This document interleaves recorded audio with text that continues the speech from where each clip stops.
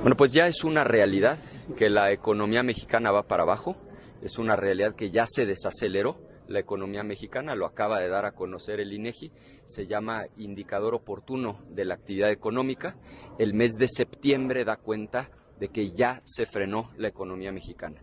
Y esto claramente tiene que ver con la reforma judicial, con todos estos atropellos que ha estado cometiendo Morena, porque lo que han provocado es que no haya certidumbre para la inversión y lamentablemente este es apenas el inicio de un problema.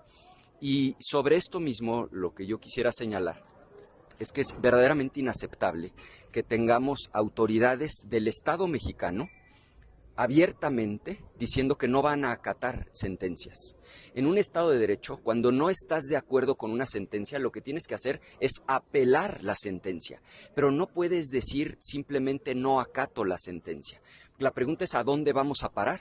El día de mañana, pues cualquier particular, cualquier empresario, cualquier ejidatario, cualquier comunidad agraria podrá decir yo no estoy de acuerdo con esa sentencia y por lo tanto decido no acatarla. Ese no es el camino, esto va a traer consecuencias desastrosas. Lo que tiene que hacer el gobierno cuando no esté de acuerdo con una sentencia del Poder Judicial es apelar la sentencia. Pero es absolutamente inaceptable esta idea de simplemente decir como no me parece el sentido de la resolución, decido no acatarla. Eso trae consecuencias gravísimas, por un lado, en materia democrática de Estado de Derecho, pero por otro lado, de incertidumbre jurídica y como ya lo estamos viendo, la economía mexicana lamentablemente ya va para abajo de acuerdo a los indicadores que acaba de publicar el INEGI. Ahora sí, ¿ustedes tendrían algo? ¿El comité de evaluación van a ser partícipes de este proceso? Nosotros sostenemos que ese proceso está viciado de origen. Votamos en contra de la reforma constitucional, de las leyes secundarias y por supuesto que no les vamos a hacer el juego en la integración del comité de evaluación por una razón muy sencilla, porque es una farsa, es un fraude. En realidad Morena va a tener el control a través de ese comité de quienes aparecen en las boletas y por lo tanto tendrán el control del Poder Judicial. ¿Pero no les estarían cediendo más ese control al no participar? No, lo que sucede es que para integrar ese comité se requiere del voto de las 2/3 partes que ellos tienen actualmente en el Senado de la República. Ellos tienen esas mismas 2/3 partes en la Cámara de Diputados. En el caso de la Presidencia de la República es facultad de la Presidenta y en el caso del Poder Judicial ahí está la mayor evidencia del nivel de trampa y de desaseo. Acuérdense que agregaron un transitorio segundo que está estableciendo que para las postulaciones se requieren 8 votos. Y como el ministro Luis María Aguilar deja ya su cargo ahora a finales de noviembre, pues ellos solamente con el voto de Elenia Batres, de Loreta Ortiz Alf y de Yasmina Esquivel tienen derecho de veto. Por eso cuando nosotros sostenemos que no va a haber una sola candidata o candidato que no esté palomeado por Morena, sabemos de lo que estamos hablando. Entonces definitivamente no vamos a ser parte de esta farsa y de este fraude. Senador, ¿se pone en riesgo la democracia con este asunto de la reforma judicial, de lo que está diciendo de los jueces? Sí, por supuesto, por una razón muy simple, porque para que una democracia funcione, tiene que haber contrapesos y división de poderes. Y eso se acabó en México con esta reforma constitucional, porque hoy es un solo partido, un solo movimiento, una sola coalición la que controla el poder ejecutivo, el poder legislativo y lo que está haciendo justamente es tomar el control del poder judicial. Cuando un solo movimiento, un solo partido controla los 3 poderes del Estado, cuando se acaban los contrapesos, claro que se erosiona la democracia y caminamos hacia un régimen de corte autoritario.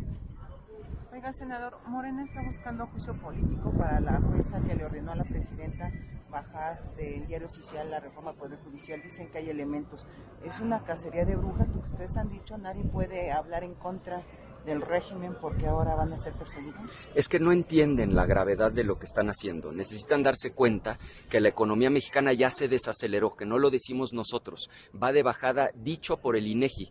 Lo que tienen que hacer es abrir los ojos y ver los datos publicados del mes de septiembre para comprender que esta actitud, 1, de tomar por asalto el Poder Judicial, pero 2, de desacatar abiertamente las resoluciones del Poder Judicial, están generando un ambiente de enorme incertidumbre. Y la pregunta es, si el ejemplo que está poniendo el Ejecutivo es no acatar sentencias, pues ¿a dónde vamos a parar el día de mañana? ¿Por qué los ciudadanos habrían de acatar una sentencia que ellos consideren injusta?